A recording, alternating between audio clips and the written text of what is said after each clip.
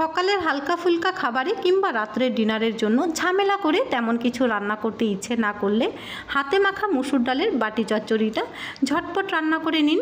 যেমনি সাদামাটা রেসিপিটা তেমনি খেতেও দুর্দান্ত স্বাদের হয়। ভাত রুটি দুটোর সাথেই খাওয়া যাবে। নমস্কার বন্ধুরা, আমার চ্যানেলে সকল দর্শক বন্ধুদেরকে স্বাগত জানিয়ে আজকে মসুর ডালের হাতে মাখা বাটি চচ্চড়ি রান্না করে দেখাবো। আর অনুরোধ করব নতুন বন্ধুদেরকে চ্যানেলটিকে সাবস্ক্রাইব করার জন্য, আর যারা পুরনো বন্ধু রয়েছেন তাদেরকে পাশে থাকার জন্য অনেক অনেক ধন্যবাদ। আর এদিকে দেখুন, 1 কাপ পরিমাণ মসুর ডাল আমি 30 মিনিট আগে থেকেই ভিজিয়ে রেখেছিলাম। তারপরে জল ঝরিয়ে নিয়ে একবারেই একটা কড়াইতে নিয়ে নিয়েছি। সাথে দিয়ে দিচ্ছি একটা বড় সাইজের কুচনো আলু, আর একই সাথে একটা বড় সাইজের টমেটোও দিয়ে দেব। টমেটোটাকেও আমি লম্বা করে কেটে নিয়েছি। ঝালের জন্য দিয়ে দেব দুটো কাঁচা লঙ্কা। কাঁচা লঙ্কা দুটোও আমি কুচি করে কেটে নিয়েছিলাম। একটা মিডিয়াম সাইজের পেঁয়াজ কুচিও দিয়ে নেব। আর রেসিপির স্বাদ মতো লবণ এখন আমি একবারেই দিয়ে নিচ্ছি, লাগলে পরে আর একটু দিয়ে নেওয়া যাবে। আর মশলার জন্য দিয়ে দিচ্ছি 1/2 টিস্পুন পরিমাণ হলুদ গুঁড়ো, জিরে গুঁড়ো 1/2 টিস্পুন পরিমাণ দিয়ে নেব। আর শুকনো লঙ্কার গুঁড়ো আমি সামান্য পরিমাণ দিয়েছি, তবে ঝালের পরিমাণটা আপনারা আপনাদের মতন করে বুঝে দেবেন।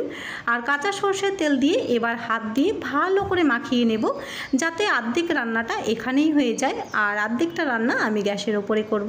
হাত দিয়ে দেখুন আমি কিন্তু খুব ভালো করেই মাখিয়ে নিচ্ছি। যত ভালো করে মাখিয়ে নেবেন রেসিপির স্বাদ কিন্তু ততটাই বেশি আসবে। খুব ভালো করে মাখিয়ে নিয়েছি, এবার গ্যাসের ওপরে বসিয়ে দেব। গ্যাসের ওপরে বসিয়ে দেওয়ার পর লো টু মিডিয়াম আঁচে 3-4 মিনিট প্রথমে বেশ ভালো করে কষিয়ে নিচ্ছি। এবার আলু মসুর ডাল সুন্দরভাবে সেদ্ধ হওয়ার জন্য আমি 4 থেকে 5 মিনিটের জন্য লো আঁচে ঢাকা দিয়ে রেখে দেব। আর 4 মিনিট পরে আমি ঢাকনা খুলে নিয়েছি। দেখুন আলুও কিন্তু খুব সুন্দরভাবে সেদ্ধ হয়ে গেছে, আর মসুর ডালগুলোও সুন্দরভাবে সেদ্ধ হয়ে গেছে। এবার একটু নাড়াচাড়া করে নিয়ে আমি 1/2 গ্লাস পরিমাণ জল দিয়ে দিচ্ছি। বেশি জল কিন্তু দেওয়া যাবে না, কারণ এটা মসুর ডালের বাটি চচ্চড়ি। একটু মাখো মাখো ঝোল হলেই খেতে বেশি ভালো লাগবে। জলটা দিয়ে নেওয়ার পর 2-3 মিনিট বেশ ভালো করে ফুটিয়ে নেব। এদিকে ডালটা ফুটতে থাক, আর এদিকে আমি একটা তড়কা লাগিয়ে নিচ্ছি। একটা তড়কা প্যানের মধ্যে দিয়ে দিচ্ছি 1/2 টিস্পুন পরিমাণ গোটা জিরে, সাথে একটা শুকনো লঙ্কাও মাঝখান থেকে ভেঙে দিয়েছি। আর খানিকটা দিয়ে দেব আদা কুচি, আর সাথে বেশ খানিকটা পেঁয়াজ কুচিও দিয়ে নিচ্ছি। এবার তড়কা আসা পর্যন্ত বেশ লাল করে ভেজে নিতে হবে। মসুর ডালের যে কোনো রেসিপিতে পেঁয়াজের পরিমাণটা যদি একটু বাড়িয়ে দেওয়া যায়, তাহলে আমার মনে হয় মসুর ডালের স্বাদ যেন দ্বিগুণ বেড়ে যায়।